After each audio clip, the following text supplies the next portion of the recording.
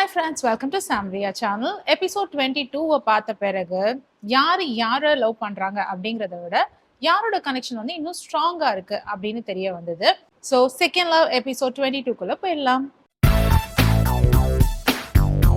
Episode ஸ்டார்டிங்லேயே பிரியங்கா அவங்களோட ஃபீலிங்ஸை வந்து மோனிஷா கிட்ட ஷேர் பண்ணிட்டு இருக்காங்க. எனக்கு இன்னும் எங்கேயோ கொஞ்சம் ஏதோ ஒரு மூலையில வந்து வெக்கே மேல ஃபீலிங்ஸ் இருக்கு அப்படின்ற மாதிரி அவங்க சொல்லிக்கிட்டு இருக்காங்க. மோனிஷா வந்து யாரையும் நம்பிடாத அப்படிங்கிற மாதிரியான அட்வைஸை கொடுத்துக்கிட்டு இருக்காங்க. வெக்கே மேல ஃபீலிங்ஸ் ஏதோ ஒரு மூலையில இருக்குன்னு பிரியங்கா சொல்லும் பொழுதே அவங்க வந்து இன்னும் அந்த விஷயத்துல இருந்து மூவ் ஆன் ஆகல. இன்னமும் வந்துட்டு வெக்கே வந்து எப்படியாவது பேசிட மாட்டாரா, இதை சார்ட் அவுட் பண்ணிட மாட்டோமான்ற எண்ணத்துல இருக்கிற மாதிரி தான் தெரியுது. இதுல பிரியங்கா அண்ட் மோனிஷா இவங்களோட ஃப்ரெண்ட்ஷிப் ரொம்ப அழகா இருந்தது. பிரியங்கா வந்து எனக்கு ஃபீலிங்ஸ் இருக்குன்னு சொல்றதோ, மோனிஷா வந்து எந்த ஆம்பளையும் நம்பிடாத, யாரையும் நம்பிடாத அப்படின்னு சொல்றதோ வந்து ஒரு ஃப்ரெண்ட் வந்து அட்வைஸ் கொடுப்பாங்க இல்லையா. அதாவது இதுல வந்து மோனிஷாக்கு வந்து வெக்கேவோட பிரியங்கா சேரக்கூடாதுன்ற எண்ணம் கிடையாது. அதுல வந்து நான் என்ன பார்த்தேன்னா, நீ திரும்பவும் ஹர்ட் ஆயிட போற, ஸோ ஜாக்கிரதையா இருந்துக்கோ அப்படின்னு மோனிஷா வார்ன் பண்ற மாதிரி இருந்தது எனக்கு. பிரியங்கா ஒரு முடிவுல தான் இருக்காங்க போல, இந்த விஷயத்தை எப்படியாவது சார்ட் அவுட் பண்ணோம் வெக்கே கிட்ட நல்ல முறையில அப்படின்ற முடிவுல இருக்காங்க போல. ஸோ அவங்க அந்த பாட் எடுத்து ஒட்டலான்னு ஆரம்பிச்சிட்டாங்க. எங்க இருந்து ஆரம்பிக்கிறதுனே அவங்களுக்கு தெரியல. உட்கார்ந்து இருக்காங்க. அப்போ எல்லாரும் சொல்றாங்க, நீ போயிட்டு வெக்கேவை கூட்டிட்டு வந்து ஹெல்ப்புக்கு வச்சுக்கோ அப்படின்னு சொன்ன உடனே பிரியங்கா வந்து இதுவே ஒரு நல்ல சான்ஸா இருக்குமே நம்ம வந்துட்டு ப்ராப்ளம் சரி பண்றதுக்குன்ட்டு அவங்களும் போறாங்க. போய் வெக்கேவை கூட்டிட்டு வராங்க. ஸோ வெக்கேவும் பாத்தீங்கன்னா எந்த ஒரு எசிடென்ஸும் இல்லாம உள்ள வந்துடுறாரு. வந்துட்டு பிரியங்காக்கு ஹெல்ப் பண்றாரு. அண்ட் அவர் வந்து சொல்றாரு, நான் நேத்தே வந்து உங்ககிட்ட பேசணும்னு நினைச்சேன் அப்படின்னு சொல்லிட்டு. ஸோ இந்த சைடு வெக்கே வந்து எனக்கு வேணான்னு சொன்னாலுமே அவர் மனசுலயும் ஒரு சின்ன எண்ணம் இருந்துட்டு தான் இருந்திருக்கு. ஏதோ ஒரு இடத்துல நம்மளுக்கு செட் ஆவா போல இருக்கே அப்படிங்கிற ஒரு எண்ணமும் அவர் மனசுல ஓடிட்டே தான் இருக்குன்னு நினைக்கிறேன். ஸோ அதனாலதான் அவர் வந்து நேத்து நைட்டே பேசணும்னு வந்து நின்னாராம். ஆனா நான் உள்ள வரல அப்படிங்கிற மாதிரி சொல்றாரு அவரு. சோ பிரியங்கா வந்து நீ ஏன் வந்திருக்கலாமே, நீ என்ன எனிமியா என்ன, நீ வந்தா நான் பேச மாட்டேன்னா என்ன அப்படின்னு கூலா கேக்குறாங்க. ஸோ எஸ், இந்த ப்ரோக்கன் பாட் ரிப்பேர் பண்ற ப்ராசஸ்ல ப்ரோக்கன் ரிலேஷன்ஷிப்பும் வந்து லைட்டா ரிப்பேர் ஆயிட்டே இருந்ததை நம்மளால பார்க்க முடிஞ்சிச்சு. நடுவில் வேற மோனிஷா அப்பப்போ வந்து என்னதான் ரிப்பேரை சரி பண்ணாலும் அந்த ஸ்கார்ஸ் எல்லாம் இருக்கத்தானே செய்யும் அப்படின்னு அந்த பாட்டை பார்த்து சொல்றேன் அப்படின்னு அவங்க வந்து வெக்கே அண்ட் பிரியங்காவுடைய ரிலேஷன்ஷிப்பை பத்தி தான் பேசினாங்க. அப்பவும் பிரியங்கா வந்து அடிக்கடி இப்படிதாம்மா வந்து என் கண்ணை திறந்து வச்சுட்டு போறேன் அப்படின்னாங்க. அப்போ மோனிஷா சொன்னாங்க, உனக்கு சந்தோஷமா இருக்கலாம், ஆனா வெக்கேக்கு இது பயங்கர காண்டா இருக்கு, முகத்திலேயே தெரியுது பாரு அப்படின்ட்டு இருந்தாங்க. ஸோ இந்த மாதிரி அவங்களுக்குள்ள நடந்த ஒரு கசப்பான விஷயத்தையே வந்து சிரிச்சு அதை வந்து சாதாரணமா நார்மலைஸ் பண்ண ட்ரை பண்ணிட்டு இருக்காங்க. இதுதான் ஒரு நல்ல ரிலேஷன்ஷிப்க்கு வேணும். பட் மோனிஷா சொன்ன அந்த விஷயம் வந்து ரொம்ப நல்லா இருந்தது. என்னதான் வந்து பாட் உடஞ்சி போய் அதை நம்ம ரிப்பேர் பண்ணாலும் அதுல வந்து அந்த கிராக்ஸ் தெரியதான் செய்யும், முன்னாடி மாதிரி அது இருக்காது அப்படின்னு சொன்னது வந்து ரொம்ப நிஜம். அதாவது ஒரு ட்ரஸ்ட் ப்ரோக்கன்னா அதை வந்து நம்மளால ரிப்பேர் பண்ண முடியும், பட் அந்த ஸ்கார்ஸ் வந்து கண்டிப்பா இருக்கும். ஸோ மோனிஷா சொன்ன அந்த விஷயம், என்னதான் பாட் உடஞ்சாலும் அதை ரிப்பேர் பண்ணாலும் அந்த அந்த கிராக்ஸ் வந்து தெரியதான் செய்யும் அப்படின்ற மாதிரி ஒரு ரிலேஷன்ஷிப்ல ஒரு தடவை வந்து ஒரு ட்ரஸ்ட் பிரேக் ஆயிடுச்சுன்னா அதை வந்து நம்ம ரிப்பேர் பண்ண முடியும், பட் அந்த ஸ்கார்ஸ் அது அப்படியே தான் கொஞ்ச நாளைக்கு இருக்கும். இந்த சைடு நேஹாவும் தேஜஸும் உட்காந்து தேஜஸ் சாரி கேட்டுட்டு இருக்காரு. என்னடா இங்க பிரச்சனை நடந்துச்சுன்னு பார்த்தா அந்த டாஸ்க்ல, அந்த ஹார்ட் டாஸ்க்ல பாத்தீங்கன்னா நேஹாவோட பேருக்கு பதிலா வீணாவுடைய பேரை தேஜஸ் சொல்லியிருப்பாரு. ஸோ அதுக்காக வந்து அவர் வந்து சாரி கேட்டுட்டு இருப்பாரு நேஹா கிட்ட.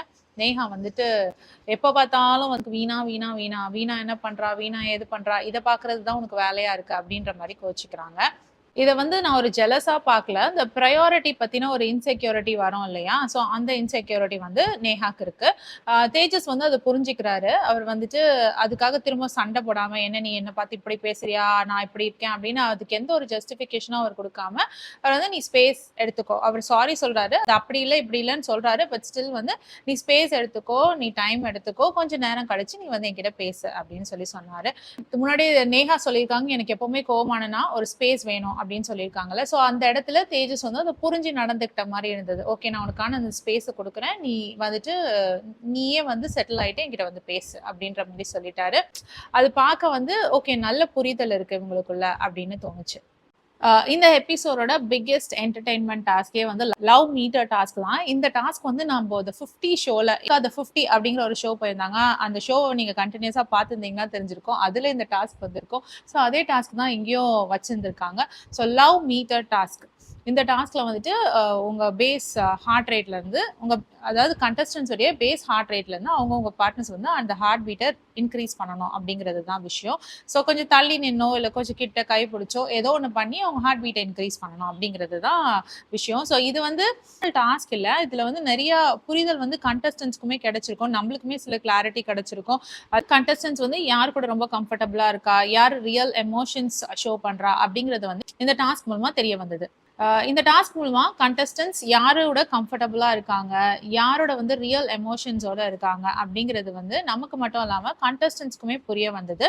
கண்டஸ்டன்ஸுமே வந்து அன்னோயிங்லி அவங்களே வந்து ரிவீல் பண்ணிக்கிட்டாங்க அவங்க எமோஷன்ஸ் எப்படிப்பட்டது, யாரு கூட அவங்க வந்து இருக்க விரும்புறாங்க அப்படிங்கறது அவங்களே ரிவீல் பண்ணாங்க அன்னோயிங்லி. முதல்ல கூப்பிட்டது தேஜஸ் அண்ட் நேஹா. அவங்க கிட்ட வந்து ஸ்ருதிகா வந்து ரூல்ஸ் எல்லாம் மறந்துட்டாங்க போல. எடுத்த உடனே தேஜஸ் வந்து சரி பிசிக்கலா போலான்ட்டு கிட்ட போனாரு. நான் கூட என்னமோ கிஸ் தான் பண்ண போறாருன்னு பார்த்தா காதுல போய் எதுவுமே இல்லை, கிட்ட மட்டும் போயிட்டு வந்துட்டாராம் அப்படிதான் நேஹா சொல்றாங்க. எதுவுமே சொல்லலையா. காது கிட்ட போனதுக்கே வந்து பாத்தீங்கன்னா நேஹாக்கு ஹார்ட் பீட் ரைஸ் ஆயிடுச்சு. அதனால ஸ்ருதிகா வந்து இவ்வளவு சீக்கிரமாலாம் நாங்க கேம் முடிக்க விட மாட்டோம், நீங்க வந்து 1 arm டிஸ்டன்ஸ்ல தள்ளி நின்று இம்ப்ரெஸ் பண்ணுங்க, அப்படிதான் ஹார்ட் பீட் ரைஸ் பண்ணோம் அப்படின்னு சொன்ன உடனே அவர் வந்து அப்பவுமே முட்டி போட்டு நேஹா கையில பொச்சக் பொச்சக் பொச்சக்குன்னு கண்டினியூஸா கிஸ் கொடுத்துட்டு இருந்தாங்க. நேஹாக்கு சிரிப்பு தாங்க முடியல, அதே டைமுக்கு வெக்கமும் தாங்க முடியல போல இருக்கு. ஸோ அது மூலமா ஹார்ட் பீட்டும் வந்து எங்கேயோ எகிரிடுச்சு நேஹாக்கு. அடுத்து தேஜஸ் உட்கார வச்சு நேஹா டான்ஸ் ஆடி அவங்க வந்து ஹார்ட் பீட் ரைஸ் பண்ணாங்க. ஹார்ட் பீட் டாஸ்க்ல இந்த கப்பலோட ரிலேஷன்ஷிப் எப்படி தெரிஞ்சிச்சுன்னா, என்னதான் இவங்களுக்குள்ள கோபம் இருந்தாலும், இதுக்கு முன்னாடி ஒரு சண்டை நடந்திருந்தாலும் உள்ளார்ந்த அஃபெக்ஷன் வந்து எப்பவுமே இருந்துட்டு இருக்கு, ஒருத்தர் மேல ஒருத்தருக்கான ஒரு ஈர்ப்பு வந்து இருக்கதான் செய்யுது அப்படின்னு தெரிஞ்சிச்சு. அடுத்து யாரு, வீணா அண்ட் தினேஷை கூப்பிட்டாங்க. வீணா பக்கத்துல வந்து தினேஷ் நின்ன உடனே வீணாக்கு ஹார்ட் பீட் செம்மையா ரைஸ் ஆயிடுச்சு. சும்மா ஒரு பார்வை தான் பார்த்தாரு, அவ்வளவுதான் ஹார்ட் பீட் எங்கேயோ ரைஸ் ஆயிடுச்சு. அதுக்கப்புறம் தினேஷ் கிட்ட வந்து வீணா ஐ லவ் யூ சொன்னாங்க. அது ஃபர்ஸ்ட் டைம் ஒர்க் அவுட் ஆகல. அதுக்கப்புறம் ஹஸ்கி வாய்ஸ்ல கொஞ்சம் டோனை மாத்தி ஐ லவ் யூ சொன்னாங்கன்னு அது கொஞ்சம் ரீச் ஆயிடுச்சு போல இருக்கு. தினேஷ்க்கு ஹார்ட் பீட் ரைஸ் ஆயிடுச்சு. இதுல இருந்து தினேஷ் வந்து எமோஷன்ஸை வெளியில காட்டினாலும் ரியாக்ஷன்ஸ் வந்து உள்ள நடக்குது அப்படிங்கிறது வந்து தெரிய வருது. அடுத்த பேர் வந்து கொஞ்சம் லிட்டில் கன்ஃபியூசிங் தாங்க, நிவேதிதா அண்ட் ஆபித். இவங்க 2 பேருக்குள்ள என்ன நடக்குதுன்னு கொஞ்சம் புரியல. ஆபித் கிட்ட வந்து நிவேதிதா கேட்கறாங்க நான் டான்ஸ் ஆடட்டுமா அப்படின்ட்டு. ஆபித் வந்து வேணாம் அப்படிங்கிறாரு. நான் அவர் எதுக்கு வேணாம் சொன்னாரு, ஏன் வேணாம் சொல்றாருன்னு எனக்கு புரியவே இல்லை. இப்போ வரைக்குமே புரியல அவர் ஏன் வேணாம் சொன்னாருன்னு. ஆனா அவர் வந்து டான்ஸ் ஆடி காமிச்சாரு. அதுக்கப்புறம் இவங்களோட நிவேதிதாவுடைய ஹார்ட் பீட் வந்து ரைஸ் ஆயிடுச்சு.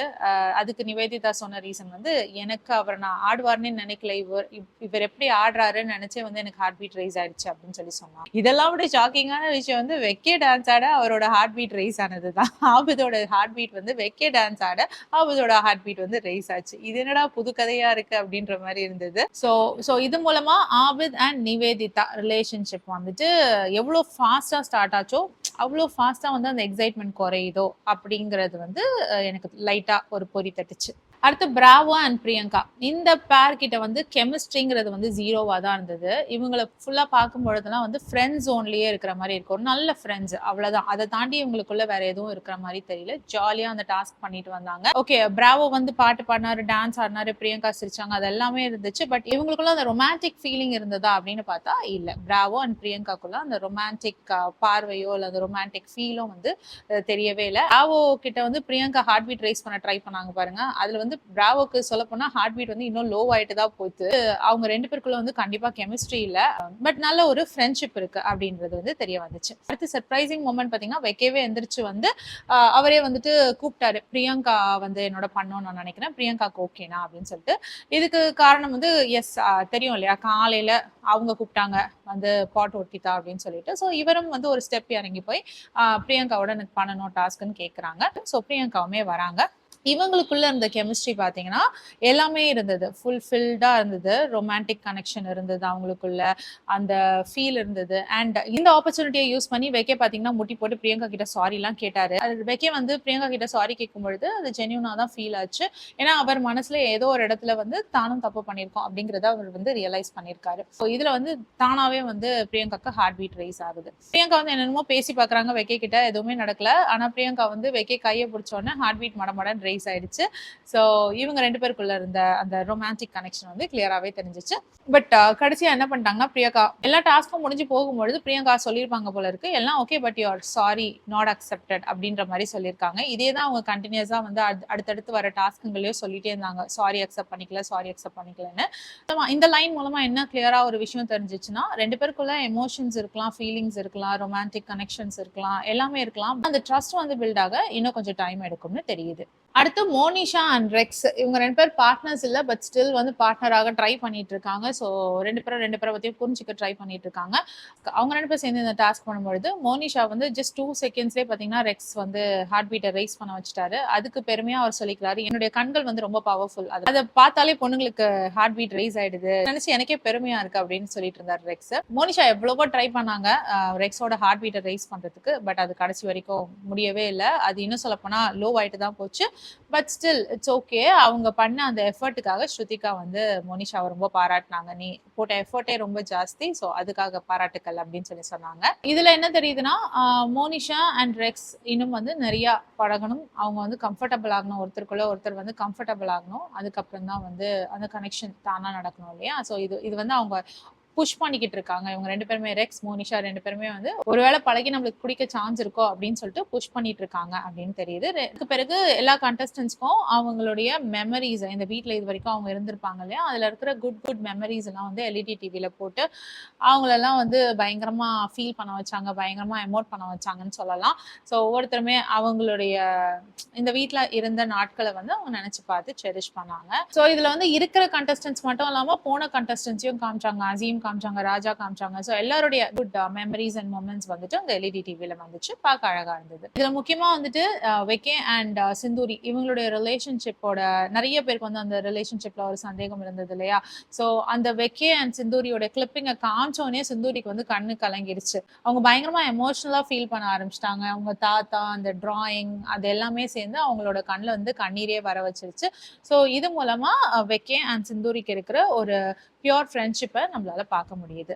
ஸோ ஃபைனலி இந்த எபிசோட் வந்து லாட் ஆஃப் லவ், ஹக்ஸ், அப்புறம் வந்துட்டு கிஸ்ஸஸோட முடிஞ்சிச்சு. தேஜஸ் அண்ட் நேஹா ரூம்ல வந்து கிஸ்ஸஸோட முடிஞ்சிச்சு. இந்த ஷோலேயே வந்து ஹையஸ்ட் நம்பர் ஆஃப் கிஸ்ஸஸ் வந்து நாங்க தான் கொடுத்துருப்போம் அப்படிங்கிற பெருமையோட தேஜஸ் இந்த எபிசோட முடிச்சு வச்சாரு. ஸோ இந்த லவ் மீடியா டாஸ்க் மூலமா பல உண்மைகள் வெளியில வந்ததுன்னு சொல்லலாம். ஸோ பிரியங்கா அண்ட் வெக்கே ஃபீலிங்ஸ் இன்னும் இருக்கு, பட் ட்ரஸ்ட் மட்டும் கொஞ்சம் ரிப்பேர் ஆகணும் அப்படின்னு தெரிய வருது. வீணா அண்ட் தினேஷ் இவங்களுடைய கெமிஸ்ட்ரி வந்து இன்னும் விசிபிளா தெரியுது. நேஹா அண்ட் தேஜஸ் வந்து ஒரு நாளும் வந்து புதுசா கத்துக்கிட்டு வராங்க. அண்ட் தேஜஸ் வந்து கொஞ்சம் மெச்சோர்டா எல்லாத்தையும் ஹேண்டில் பண்ற மாதிரி தெரியுது. உங்க பார்வையில இந்த லவ் மீட்டர் டாஸ்க்ல எந்த கப்பல் வந்து ரொம்ப ரியலா இருந்தாங்கன்னு ஃபீல் பண்றீங்கன்றத கமெண்ட் செக்ஷன்ல சொல்லுங்க, படிக்க ஆர்வமா இருக்கேன். ஸோ ரியாலிட்டி செக்குள்ள போயெல்லாம். க்ரீன் ஃபிளாக் மூமெண்ட் அப்படின்னு பார்த்தா இந்த தடவை தேஜஸ் சொல்லலாம். ஏன்னா தேஜஸ் வந்து ரிலேஷன்ஷிப்ல கொஞ்சம் கொஞ்சமா க்ரோ ஆயிட்டு வர மாதிரி தெரியுது. என்னதான் வந்து அவருக்கு விஷயங்கள் சார்ட் அவுட் பண்ணணும் உடனே அப்படின்னு இருந்தா கூட அவர் வந்து நேஹா வந்து எதிர்பார்க்கறது ஸ்பேஸ் அண்ட் டைம் தானே, ஸோ அதை நம்ம கொடுத்துருவோம் அப்படின்னு சொல்லிட்டு நீ அந்த ஸ்பேஸ் அண்ட் டைம் எடுத்துட்டு வந்து எங்கிட்ட திரும்பி பேசு அப்படின்னு சொல்லி அமிச்சதை வந்து நான் ஒரு மெச்சோர்ட் ஆக்ஷனா பாக்குறேன். ஸோ அதனால அந்த கிரீன் ஃபிளாக் மூமெண்ட் தேஜஸ்க்கு. ரெட் ஃபிளாக் மூமெண்ட் அப்படின்னு பார்த்தா இன்னைக்கு எபிசோடே ரொம்ப கியூட்டா இருந்தது. அதனால இந்த எபிசோட்ல ரெட் ஃபிளாக் மூமெண்ட் எனக்கு எதுவும் பார்த்த மாதிரி தெரியல. அதனால சும்மா சொல்லணுமே சொல்லக்கூடாதுல, அதனால ரெட் ஃபிளாக் மூமெண்ட் ஒண்ணுமே இந்த எபிசோட்ல பார்த்த மாதிரி இல்ல. காமெடின்னு பாத்தீங்கன்னா தேஜஸ் நேஹா கையை பிடிச்சிட்டு கண்டினியூஸா கிஸ் பண்ணதுதான் வந்துட்டு செம்ம ஃபன்னியா இருந்தது. மனுஷன் அடிக்கடி சொல்லியிருக்காரு என்னோட லவ் லாங்குவேஜ் வந்து பிசிக்கல் டச் தான் அப்படின்ட்டு. அதனாலதான் வந்து இந்த ஹார்ட் பீட் ரைஸ் பண்றதுக்கும் அதே விஷயத்த அவர் ட்ரை பண்ணாரு. அந்த ஹார்ட் பீட் ரைஸ் பண்றதுக்காக அவர் எடுத்த எல்லா முயற்சிகளுமே வந்து செம சிரிப்பா இருந்தது. அதோட ஸ்ருதிகாவுடைய ரியாக்ஷன் ஒண்ணுத்துக்கும் அதுவுமே பயங்கர ஃபன்னா இருந்தது. நெக்ஸ்ட் பாத்தீங்கன்னா சர்ப்ரைசிங் மொமெண்ட் அப்படின்னு பார்த்தா இந்த எபிசோடே சர்ப்ரைசிங் மொமெண்டா தான் இருந்தது. பிரியங்கா அண்ட் வெக்கே வந்து திரும்பி சேர்றாங்க அப்படிங்கிறதே வந்துட்டு சர்ப்ரைசிங்கா தான் இருந்தது. ஏன்னா அந்த அளவு கேலியும் புனியமா அடிச்சுக்கிட்டு இருந்தாங்க. அவன் எனக்கு வேணவே வேணாம், நீ எனக்கு வேணவே வேணாம் அப்படின்னு சொல்லிட்டு இருந்தாங்க. பட் ஸ்டில் 2 பேருக்குள்ளேயும் வந்து ஒரு லவ் இருந்தது தெரிஞ்சிச்சு. முக்கியமா பிரியங்கா வந்து இந்த விஷயத்த சார்ட் பண்ணணும் அண்ட் தனக்கு ஃபீலிங்ஸ் இருக்கிறது நிறைய இடத்துல அவங்க எக்ஸ்பிரஸ் பண்ணியிருக்காங்க இல்லையா. ஸோ அவங்க 2 பேருமே கொஞ்சம் கொஞ்சமா ஹீல் ஆயிட்டு இருக்காங்க. 2 வாரங்கள்ல வந்து அவங்களுடைய கெமிஸ்ட்ரி இன்னும் நல்லா பார்க்கலாம் அப்படின்னு நம்பலாம். இந்த வீடியோ உங்களுக்கு பிடிச்சிருந்தா please like, share and subscribe. அடுத்த எபிசோட்ல உங்களை திரும்ப வந்து மீட் பண்றேன். Until then, bye from Jemima. Take care.